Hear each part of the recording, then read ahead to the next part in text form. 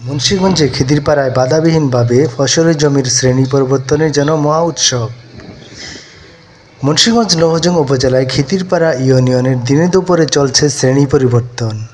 খিদিরপাড়া ইউনিয়নের বিভিন্ন স্থানে এভাবে চলছে ফসলি জমি মাটি কাটা সহ ড্রেজার দিয়ে ফসলি জমি ভরাটের কাজ।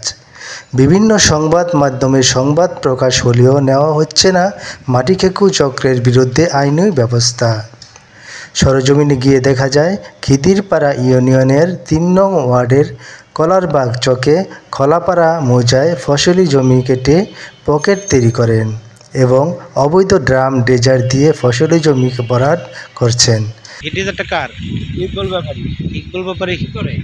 ওই যে স্ট্যান্ডে কি করে? মূলত করে কি? তাহলে কথা আমরা হলো বদলি আর বাড়তে লইছে হ্যাঁ স্টার্ট দিয়ে হেন জায়গা। ইকবাল ব্যাপারে স্টার্ট দেওয়ার জায়গা? ইকবাল ব্যাপারে কোথায় থাকে? ওই স্ট্যান্ডে। কোন স্ট্যান্ডের নাম কি? এই গানসিল স্ট্যান্ড। গানসিল স্টার। এই নতুন ব্রিজটা হচ্ছে না? এখন কি আছে?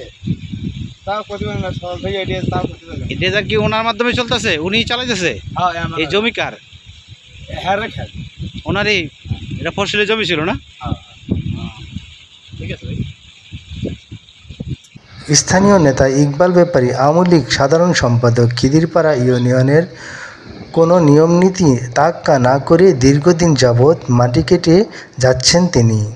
এ বিষয়ে খিদিরপাড়া ইউনিয়নের ভূমি কর্মকর্তা সাবেরিন এর কাছে জানতে চাইলে তিনি বলেন, বিষয়টি আমি অবগত ছিলাম না, কিন্তু এখন জানতে পেরেছি। আমি ঊর্ধ্বতন কর্মকর্তার সাথে কথা বলে আইনগত ব্যবস্থা নিচ্ছি। পরবর্তীতে তিনি কোনো ব্যবস্থা নেননি। অফিস থেকে কোনো লোক আসছিল এখানে? হ্যাঁ। আসার পরে কি তারা কি পদক্ষেপ নিল, কি বললো আপনাদের?